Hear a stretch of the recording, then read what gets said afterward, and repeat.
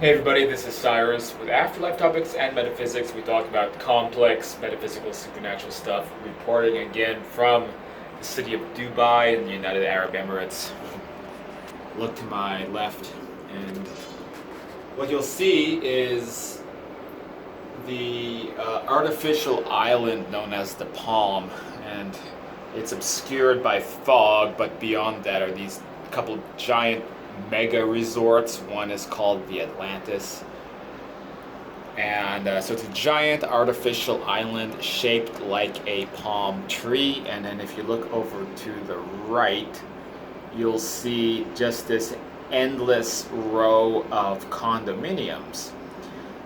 And you kind of notice that I know that there's a lot of construction going on, but there just isn't a lot of human activity. And I think that's because it's summertime. Nobody wants to be here when it's about 40 degrees centigrade outside.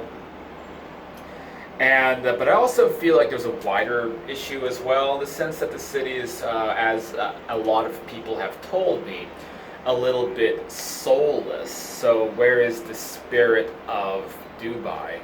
Because they'll build in endless amounts of these beachside condos, these real estate companies, but they haven't put into consideration who's actually wanting to live here. And this is why many of these condos are surprisingly inexpensive.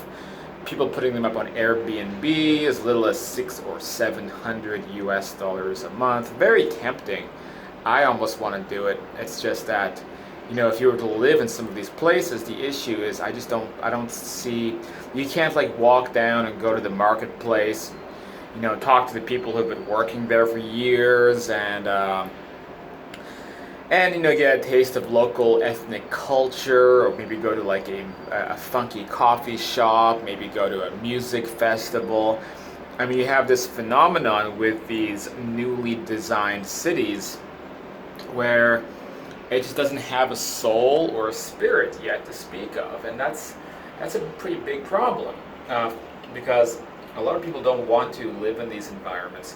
Now, if you have a car, you can get out of here and go someplace else in the city. But I see the same issue in parts of, like, for example, suburban United States. There's a place near my hometown of Tucson called Saddlebrook. Again, there's just no life or soul behind it. And this is something that these companies, I think, need to think about. But on the topic of no soul, no spirit, there's a couple different types. When we talk about spirit, we can talk about the essence of something. We can also, that's kind of the best, I guess, way to describe the spirit of a person. But we also have to think of it as the individual embodiment of a person. And this is when we talk to deceased people, when grandma comes through a medium, or when you have a dream encounter or a materialization encounter with a deceased person. It is the spirit, the essence of who they are, also the individual consciousness of that person as well. And in this video, I want to talk a little bit about the idea of direct spirit communication, and why it's extremely important to find a direct channel of communication with your deceased loved ones, as direct as you can, and doing otherwise can be a big problem. You can create a lot of disinformation, you can create a lot of confusion. Before we continue though, please, if you haven't done so yet, I'd ask you to hit the subscribe button and the notification bell. So YouTube is actively working to censor channels like this one. One way they do that is they prevent the videos from coming up on the feed. If you hit the subscribe button, you have to actually hit the notification bell, or else sometimes you don't even get to see the new videos. I'd also ask, since this channel has been refused monetization, if you want to put in a couple bucks a month or more, if you want to be a student, please head over right now to patreon.com/afterlife topics. And that also gets you in with me. If you put in some money into the channel, I'll always listen to whatever you have to say, whether it's new topics for videos or anything else. I'm around, and it'll help keep this operation going. So if you can please help out with that, I do appreciate it. So to continue with today's subject, so when we talk about direct spirit communication, in a nutshell, here's what I'm referring to. Number one, evidential mediumship. This is when a medium has proven their abilities in sometimes, preferably, some kind of a laboratory setting. So the University of Arizona, or I should say Gary Schwartz, does this with some of his sort of lab-tested mediums, but they're a bit expensive. I actually have to give some props to John Edward. I believe he passed strict tests with Schwartz. So has Alison Duvois, the famous medium. Those guys are super expensive. More practically speaking, there is the Wind Bridge Institute that also tests mediums, and there's other lesser known organizations, even the Arthur Findlay College out of England. They do a lot of work to verify that the mediums are doing what they claim to be doing, and training those mediums as well. So people I know have had very good experiences doing readings with Arthur Findlay College mediums, including the mediums in the training. And you can, I don't have any links on hand about how to get in touch with those guys, but probably the magic of Google might work. Evidential mediumship can also just be a medium who has a history and a reputation for getting things right. You have to be very careful of hot readers. A lot of mediums may go into the temptation of using people's social media accounts to get information. So you got to be very diligent. So there's evidential mediumship. There's also, let's see, I would consider certain types of EVP and ITC communications. There's been certain types of communication that's happened on that level that's been very direct, very evidential. It's been the voices of deceased people coming through electronics and spelling out exactly where they are, how they're doing. We see this happening through Rinaldi's lab, although Rinaldi is a little bit difficult to believe if you're like a muggle, if you're kind of new at this stuff. But there's other researchers in that field. And there was a great documentary about kind of the stuff that's happened in the 90s and the 2000s, which is called Calling Earth. You can watch this for free on Vimeo. And it talks about Marcello Bacci's work and highly evidential stuff. Direct spirit communication may also involve physical mediumship. Not everybody believes in physical mediumship, but it's when somebody goes into a trance and a spirit manifests into the room, sometimes just as a voice, but again, it is that spirit directly communicating. Now, they've expressed there can still be issues with this. Sometimes it's not even the spirit communicating as much as they project like a thought form into the room, and then they hope the thought form is going to say everything that it's directing it to say. This is kind of like astral physics, where people can create golems and elementals and crazy stuff, that's kind of like their NPC pet, And so sometimes it can be complicated with physical mediumship, but it's still a pretty darn direct line of communication. The next area I'd say is trance mediumship. So unlike mental mediumship, which can go wrong, sometimes mental mediumship is literally just the imagination of a medium. Trance mediumship means you are in fact going into a trance and an entity is speaking through you. This is much better than channeling. Channeling, there's no way to verify what is what if there's actually an entity coming through.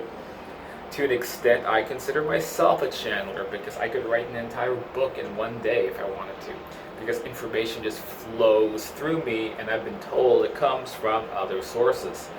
But I would never prop that up as being that useful, because it's ultimately also 80% of it is still coming out of my head. So I can't just say some crap and declare that this is holy information from a divine source, as soothsayers and channelers have done throughout history to scam and dupe people. So channeling I'm very weary of, and that's why sometimes channelers get very strange information about the other side. I've read some very dubious things by Bashar Speaks, that dude, as well as Abraham Hicks. I know I shouldn't always pick on those guys. They do say some helpful things in life, but I can tell right away it's not direct spirit communication, because then if you break down the actual stuff they're saying about the afterlife, we realize that it sounds a lot like their imaginations. A lot like the speaker just trying to kind of guess what the afterlife might be like based upon other books and other channeled information that they may have been inspired from, which is also misleading. I know Bashara said something to the effect that we reincarnate on Earth because we were not able to do things like experience time or physical sensation in the other side, so incarnation is the only way to do that. And we know from direct spirit communication that's a bunch of hooey. So what other elements are there?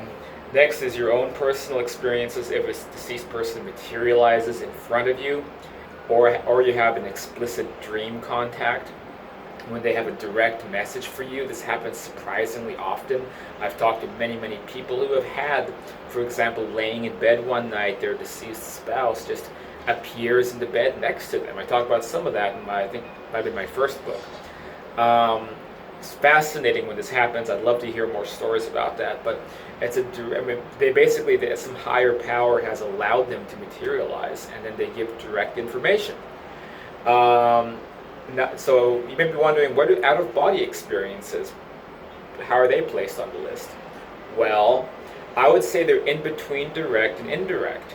So I don't recommend out-of-body experiences always to get exact information about a loved one, because as I talk about in many other videos, to reach like the astral plane, there's this in-between dream layer filled with subconscious ideas, including lucid dreams. A very skilled out-of-body practitioner has to learn to bypass that cloudy level that's between our consciousness and our consciousness on that side. But oftentimes it's really difficult to distinguish, and we end up with all this jumbled non-information. And it's one of the first things I was warned about by a spirit entity was that, remember, it's not until you're fully on this side will you have the clearest understanding and picture. The out-of-body people are basically, we're hacking it a little bit, but sometimes it's not the most direct line of communication. But it can be, and I practice really hard to make sure that I can filter the wheat from the chaff out of my own mind. The more you practice meditation, the more you can sort of clear your mind and look through the mental subconscious kind of garbage layer. So finally, I have to wrap the video up soon because we're about to run out of time, space, we're about to run out of space on my phone. But without direct lines of communication, we run the risk of getting confusing information that often contradicts itself, leading to more people, having strange information and being concerned about their loved ones, because we hear a lot of crazy stuff, and I refute a lot of that on this channel. So I would always recommend find some form of direct communication, and if you don't, then you could be setting yourself up for a lot of stress. Well, I guess that's all I can fit into this video, so I hope that's of some use. I'll talk more about this. Please tell me what you think in the comments down below. Hit like if you haven't done so yet. You can buy my books like Understanding Life After Death, The Afterlife and Beyond. You can join the Facebook group at Afterlife Topics and Metaphysics. You can help the channel out by sharing the video if you think that this would be important for other people to learn about. This is Cyrus, and I'll see you guys on the next video.